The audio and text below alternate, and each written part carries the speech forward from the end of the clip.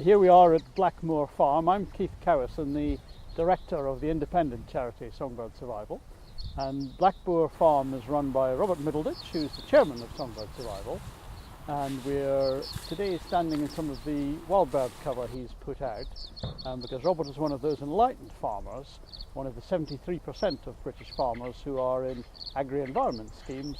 Lots of his farm is managed for wildlife, which is counteracting some of the adverse effects of the intensive farming which was brought in and subsidised by the government in the 60s and 70s. We're moving away from that sort of industrialised farming now, moving towards more nature-friendly, sympathetic farming.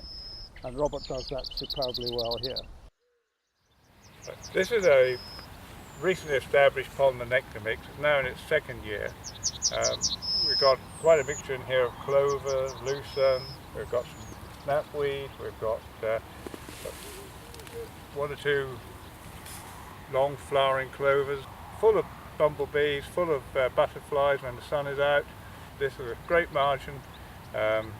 We have a few problems with docks, but we're getting on top of those. Works very well.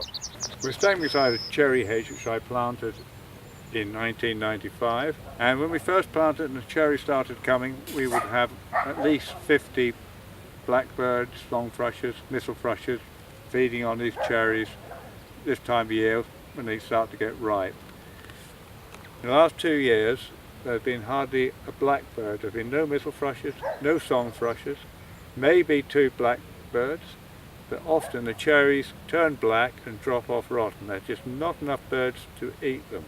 Yet we're talking about lack of food, and when huge bountiful supply of cherries like this are just rotting on the bushes and there's no birds to eat them, that really does dictate how bad things have got for our farmland birds.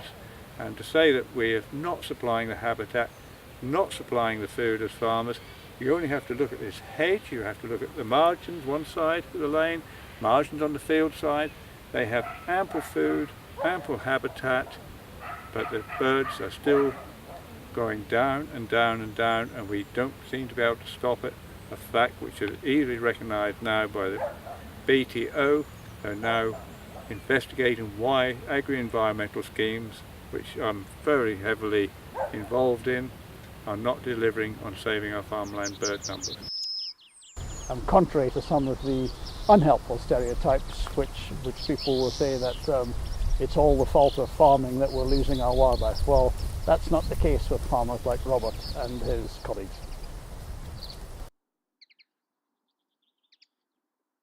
Robert has a large assemblage of birds on his farm, not just over winter, autumn and winter now, but also in the breeding season.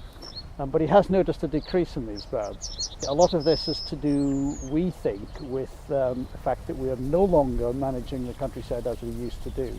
And we're today standing in some of the wild bird cover he's put out, and we're just here whilst the Kessingland Ringing Bird Group are taking advantage of Robert's feeding of the birds by netting and ringing the birds which are attracted to the wild bird cover you see all around us. I'm Colin Carter. I'm the leader of Kessingland Ringing Group, and this is a group of about a dozen bird ringers based at Kessingland. We are here this morning to help Robert Middleditch with his studies on farmland birds. In the spring we carry out surveys of breeding birds, and in the winter we monitor the birds using the wild bird covers, and in order to establish populations and how they are benefiting from the crop. This morning we've been catching dunnocks and reed buntings, of which there are quite a few here, and we are ringing them with metal rings to study their population and their migration. The British Ringing Scheme maintains a database of about 1 million birds altogether in the whole of the UK each year. As we catch the birds in mist nets in the crops, we extract them. So the bird flies in, drops into the net, and it falls into this pocket. and then we come along after a few minutes, take the bird out, and the bird is not injured, it's just laying in a very soft net. We take the bird out, put it into one of these soft bags, tie the bag up, and we take the bird back for ringing. We take various biometrics measurements and check for their body condition and for their molt. When we finish with it, we'll let it go.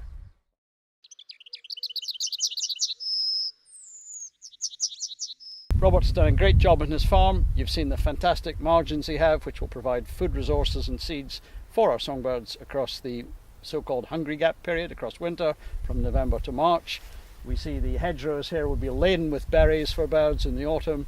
So we're doing everything which the government prescribes in agri-environment schemes. Margins, hedgerows, sensitive management of his farm.